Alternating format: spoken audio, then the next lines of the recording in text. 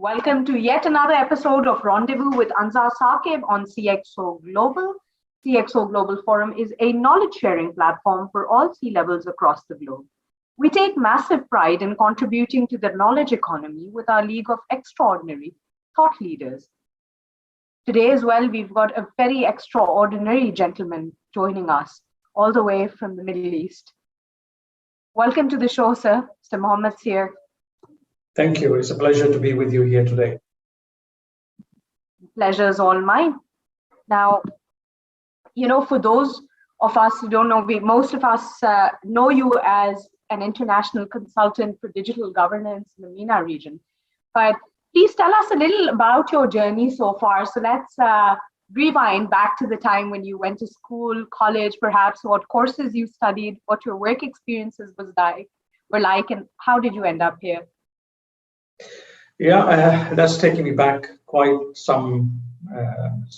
quite a way back, but just to make it simplified, maybe in a shorter journey, I actually was born in the UK, and I spent time growing up and spending time between three different, you can say, regions. One was the UK. I also spent a bit of time in Pakistan and the Middle East itself, where I am. I studied originally economics and statistics and mathematics, and that was kind of my direction I was thinking about. And I got into business administration. I started my career actually in the UK civil service, and I thought I was going to be a career servant for life and serving the public. And maybe that's where partially the bug for continually wanting to serve people through work I do with governments still exists. And I then, after about 12 years, having had the pleasure of working under three different premierships, starting with Margaret Thatcher, who we all know extremely well, then John Major and Tony Blair, I then moved to the private sector. And that's when I got into consulting. Originally, I joined a small boutique strategy house, and one thing and another led me to move to the Middle East. I moved here thinking I'm going to be here for about 2-3 years. That was in 2000, and now we are 22 years ahead, and I'm still here. Yes, in between I've been back to the UK, maybe to spend about a year or so. In between, I thought maybe I want to migrate and live in New Zealand, and which I did, and got there and decided it's too far away, it's cut off. It's a beautiful place to live, great people, but just too much disconnected from the rest of my own family, friends and stuff. So I decided to then come back to the Middle East, and here I've lived in Dubai, in Kuwait, and to some extent in Saudi as well. But what a fabulous journey, and needless to say, I am impressed. And it's heartwarming to see that someone who actually belongs to this part of the world has, gotten so much global exposure, yet manages to stay grounded. So hats off to you. Now, you've had an illustrious career, but you've also spent more than 7 years at EY, one of the big four companies. What does your role as a startup leader there entail?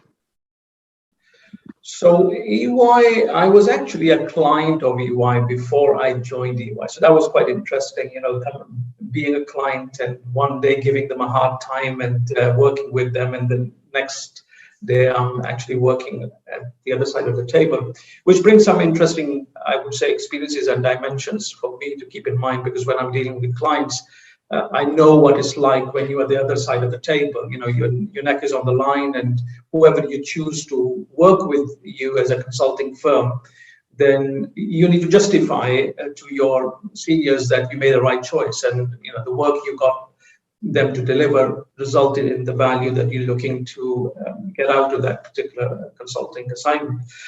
When startup is a new would say, area for me to take on this role.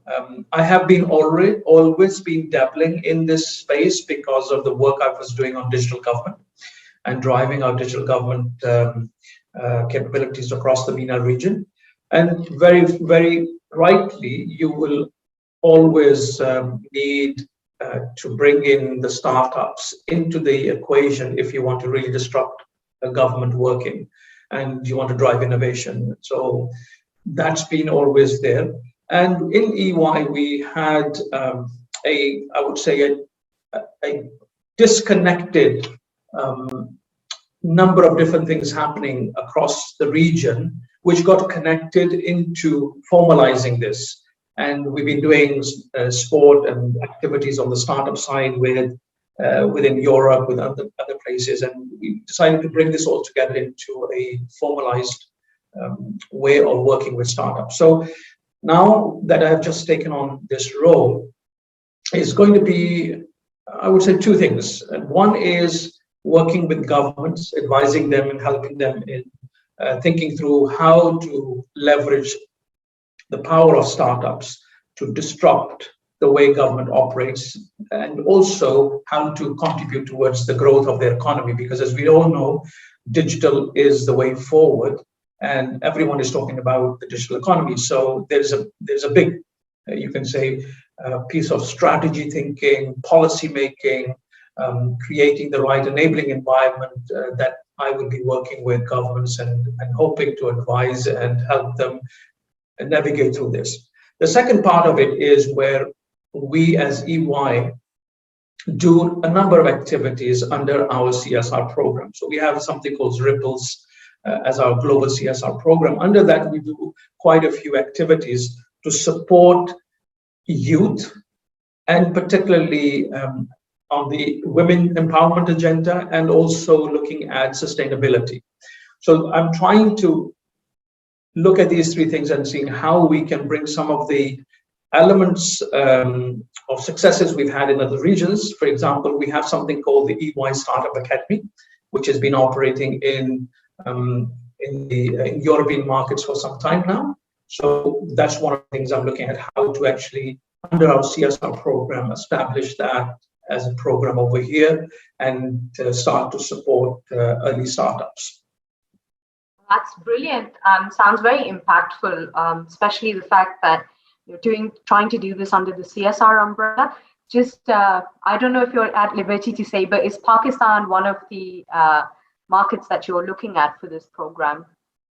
Yeah, so when I look at the whole of the MENA region, then that is definitely one of the countries, but it's, again, not easy to do all of the countries at the same time. So we are trying to see where to put the initial effort in the first stage, and then how do we roll it out later on. But it's definitely one of the countries that is on my radar, for sure. Right. Now, it's you mentioned something interesting. We live in a world where it's not just physical anymore, but also digital, where, now the conversations are happening around Web 3.0, the Metaverse. The world is changing at such a fast pace. Governance has also found new meaning. What is the significance of e-governance? Yeah, look, first of all, I would say that we need to be thinking slightly different, because when we use the term we started e-governance or e-government years ago. And if I look in the evolution of having to administer a country, then we were in the physical form, we moved to E, and we kind of now in the digital form. And firstly, I think we need to stop, personally, this is my opinion, stop talking about technology terms to describe a process or something that exists or will exist, right? So administration or operating a country or administering a country as a capability will always need to be there. The question is more about how do you administer with different tools or different capabilities that are at your disposal at different stages in our evolution as a world. Years ago, E was starting to happen, so electronic form of administering or providing services or connecting with the citizens was something that we started doing. We are now in the digital age, and I would like to think of the digital age more about operating model and business model changes than technology, because technology has always been there. So it's like now we're having this conversation, this would have happened in the physical form, right? The technology is enabling this change in business model, but what we're doing is a different way of communicating. So when I look at the time frame we're living in, one, I would like to stop us talking about technology terms. So maybe smart is a better word to use, smart governance or smart government, because that will never die away, right? It always, whatever you have today at your disposal and you're using them properly means you are being smart. If new technologies like the metaverse comes, then we are obviously using that. It means we are being smart. And as we know, that is a direction that a lot of companies especially are exploring and seeing how the metaverse will have an effect on our lives. So that's one thing I want to make sure that we keep in mind, that it's more for me answering a bigger question, like how do I operate successfully? How do I administer, govern a country successfully in the age we're living in? And if it means we do that more to the social means that we have today, then that's the transition we need to make. Right. So interestingly enough, I wrote a paper right now on the metaverse and the implications on administration and governance.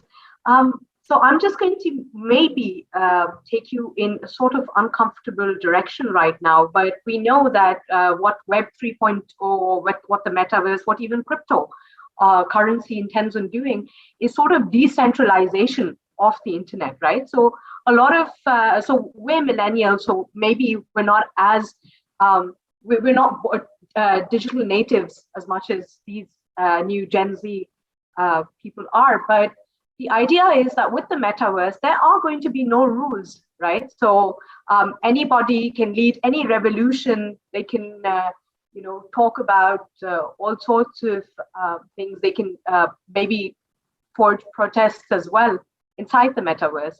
Do you think it's going to create havoc or maybe be a threat to governance? What do the actual, or maybe even become a sort of a threat to the sovereignty of a nation?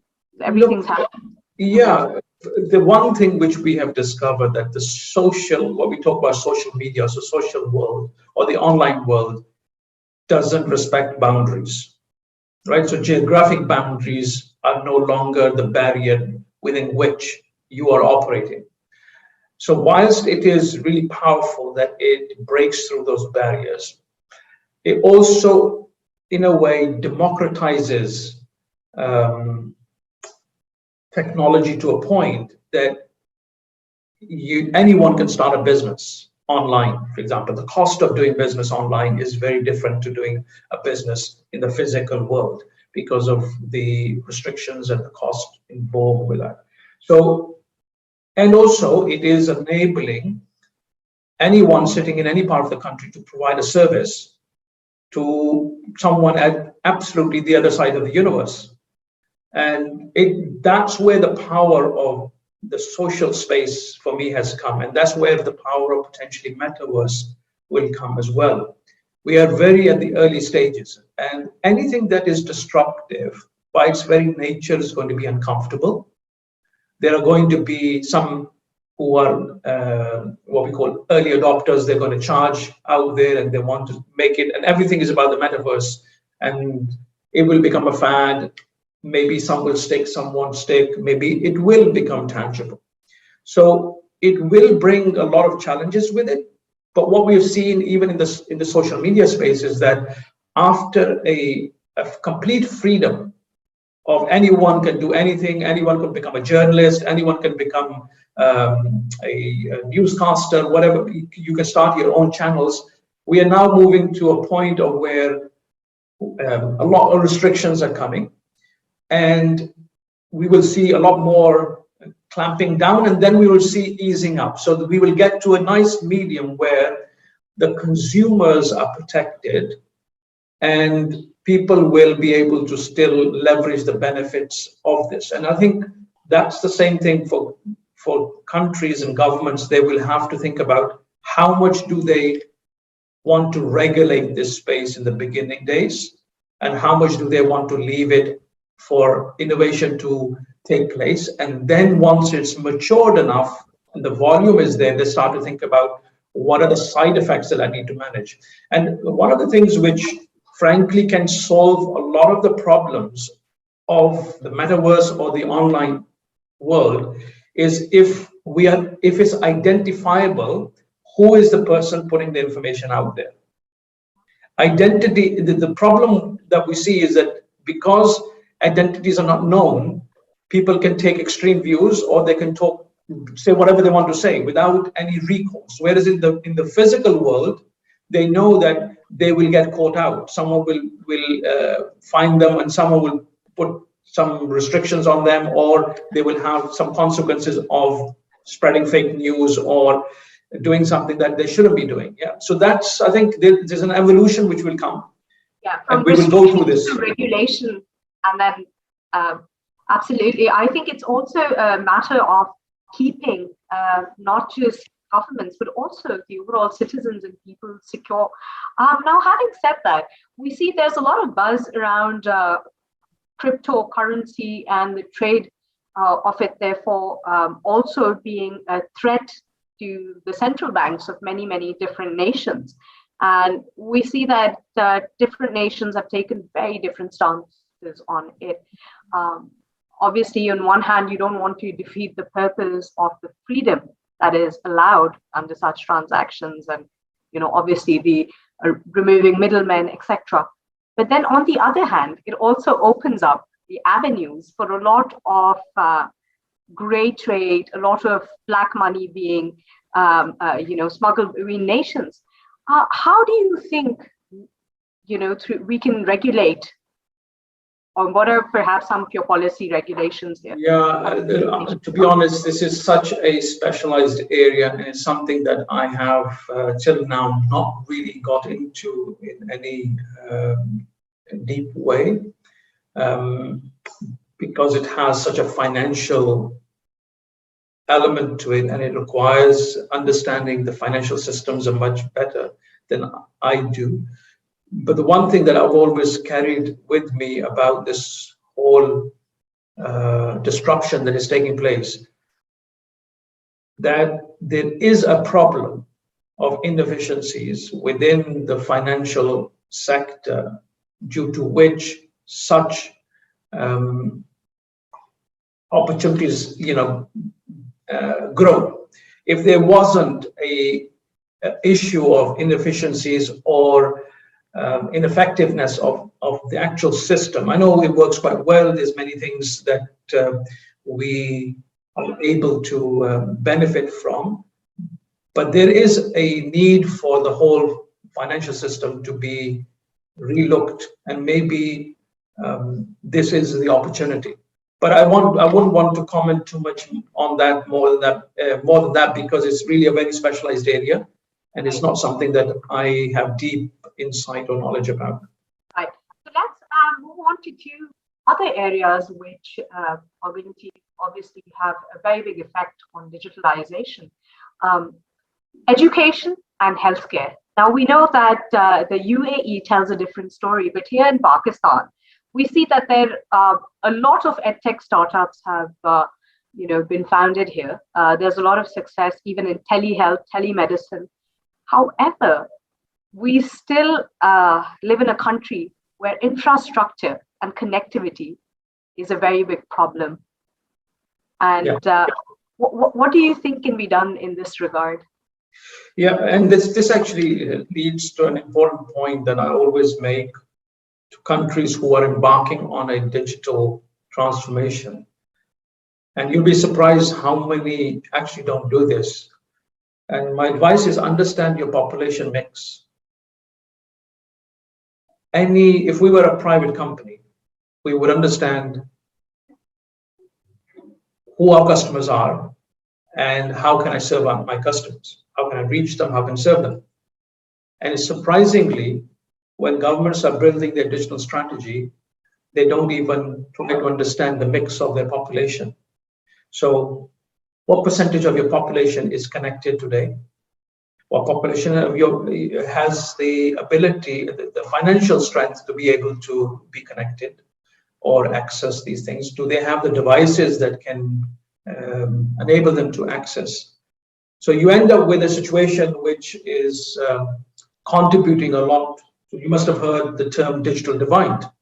So you see a lot more problems being created, because when you in isolation try to take your digital strategy forward or build a digital strategy without knowing who you're serving, then you end up with a digital strategy that is actually going to put a big proportion of the population at a disadvantage.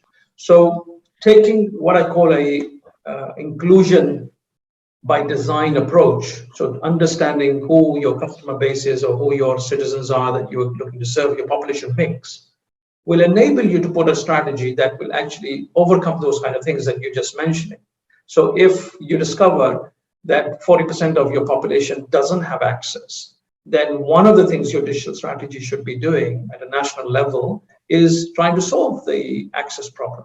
If you discover that let's say 70% of your population is not digitally literate, then part of your strategy should be about uplifting the literacy, the digital literacy. So understanding who you're serving and what are the challenges is important before you say the only answer is going digital. Can I share a very interesting thing with you, which again comes a bit to the point you were raising? You know how many platforms in Pakistan itself are being built in the actual local language? I think, if I may just guess, maybe under 10%. Right.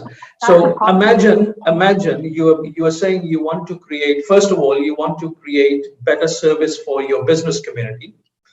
And then you say you're going to build digital platforms that will provide services to them. So great, you are trying to solve for a problem and give them one window access to all business related services. But then you're going to create it in English. And maybe 70% of your population doesn't speak English. I'm not saying that's the case. I'm just saying that understanding these things is important, understanding whether they have access.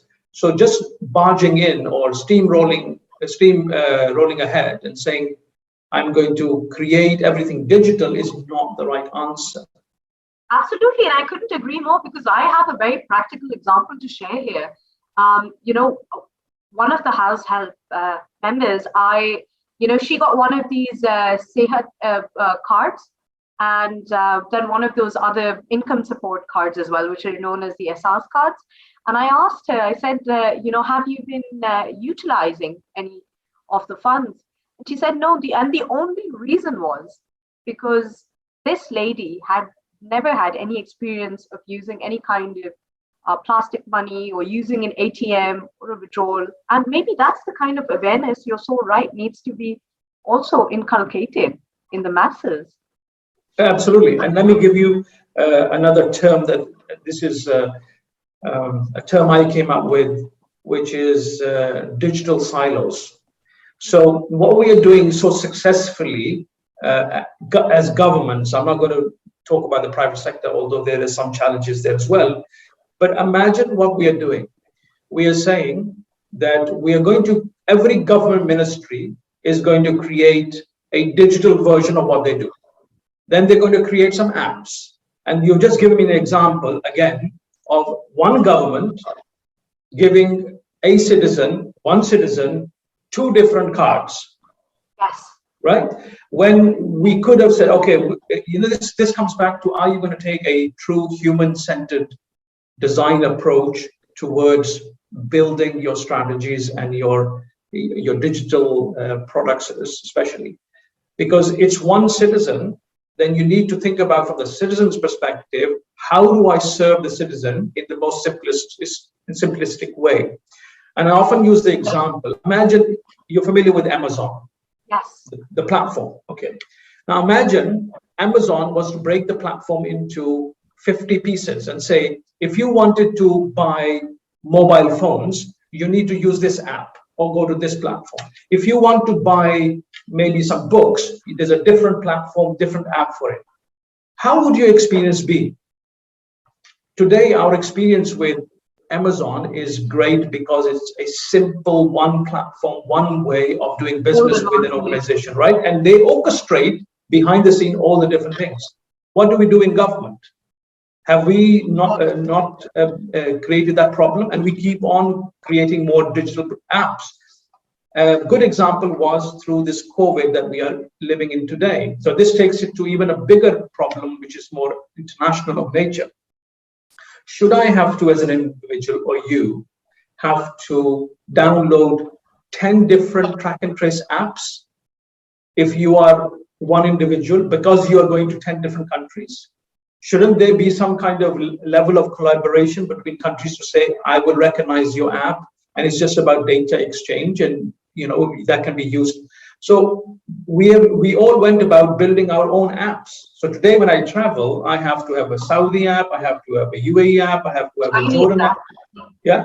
So how are we making life more complicated? And through this kind of digital silos that we are creating is a problem. And just to finally mention about what you're saying about healthcare and education, all of these, it's important that we don't just look at building technology on top of it and say, okay, this is what we did, now let's just make it a digital version of it. So we need to think differently about those things as well. So moving on a little bit about accountability as well, because with governance, in a developing country like Pakistan, we've also seen that the work culture is changing now, especially post-COVID. So there's a lot of concept of work from home, flexible hours, etc. However, we have seen that it's not the case in the government sectors, right? So they're still working from the offices. There's still a lot of filing and paperwork being done. And what do you think are some of the recommendations for Pakistan in this regard? What do we need to do differently? Not just for Pakistan, I would say any country that is really looking to embrace and leverage the power of the digital age need to take a step back and rethink and what I call reimagine. Rather than just saying, what we're doing today, let's just find a way of doing it digitally. We do need to think about what are the new operating models that have emerged or business models that have emerged because of the digital age. Private sector, and I'll use this as an example because governments at some point will have to adopt these models as well. The gig economy, where people are able to provide their services through digital marketplaces and not having to work full-time for any employer. This is going to continue to grow because it gives people the flexibility, the comfort for them to do what they want to do at the time they want to do it and the way they want to do it, get paid, and obviously have a different lifestyle they want to have. So are we embracing or trying to leverage that? The shared economy. Are we trying to leverage the power of the shared economy? If I look at even physical buildings, are we today thinking about buildings, government buildings, to be digital age ready buildings, that will support these kind of business models where you can work remotely, you can work physically, or you have a different hybrid model, and I would say many governments have explored that forcefully during COVID when we had no choice. It happened. But what happened post-COVID, or we're still not out of COVID fully, but we're out of the main crisis stage. What's happened since then? All of the governments who went 100% remote have gone back almost to 100% physical. right? So we have missed a great opportunity. So what we did was we managed it as a crisis and not learn the lessons. And what the crisis taught us was you don't need to be physically present to do work. You can be more productive, but it just requires different approaches and mindsets. So there's many things we can spend a lot of time talking about what could be done differently. But I would say that the bottom line is mindset shift. We need to start thinking in a way of what outcome am I trying to deliver and how can I deliver that outcome? And if it means it can be delivered better through a hybrid or 100% a remote working model, then why not embrace it? Or if there's a new business model that is what we can use, let's use it. Right. Now, moving on a little bit about your personal life. Now, what inspires you? For me, actually, innovations that positively make an impact on people's lives. Things that actually will make a difference, positively make a difference in people's lives. That's what really inspires me. When I look at new business models, or I look at some solutions that, and especially from the government sector, the primary purpose of government is to serve the citizens. If we agree on that principle, then whatever governments are putting out there that is using technology to better serve, those kind of things really inspire me. I really love to see those kind of examples. Even from the private sector, there are some very interesting, innovative ideas that are emerging. Right, absolutely. What is the best piece of advice that you've ever received so far? Yeah, quite a few, but the one which sticks the most with me, and this was something that my very early on career, someone shared with me, and I looked up to this person, and he saw me as a worrier. I was worrying about many things that, this didn't happen, that didn't happen. So he said, and I was having this discussion with him over coffee one day, and he said, you know what? The best thing you can do is focus your energies and your efforts on things that you personally have a control to change. Those that you haven't got any power of changing, every minute, every second you spend thinking about how can I do this is only going to bring concern to you, and it will make you, drag you down. So just focus on those things where you can make a positive change. Very apt advice indeed. So how would you define yourself in one word? One word. Can I add another one to it? Because for me, it's about being purpose-driven. So having a clear purpose in life beyond your day-to-day, what you're doing. So why you exist as an individual beyond yourself, that purpose is very important. That's great advice for those of you who are watching as well. Now, thank you so much for joining us today. It has been an absolute pleasure. It's been thrilling to just hear you speak and contribute to the knowledge economy.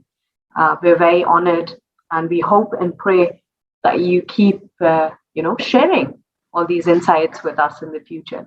But in the interest of time, we will have to wrap up here. But before closing, I would like to ask you, what do you think is the utility of forums like CxO Global? I would say it's a great platform for collaboration. It enables a learning of a different kind. It enables exchange of views, ideas, networking. I think all of these things which we really need in our life, platforms like this help to take us to that next level, help us grow as individuals. That's what I would say. Right. Thank you very much for your time. Thank you. It's been a pleasure, and I hope we will be able to have another conversation sometime soon again. For sure. We look forward to it. And ladies and gentlemen, that will be all for today. Please keep us updated with your comments and feedback, and you keep watching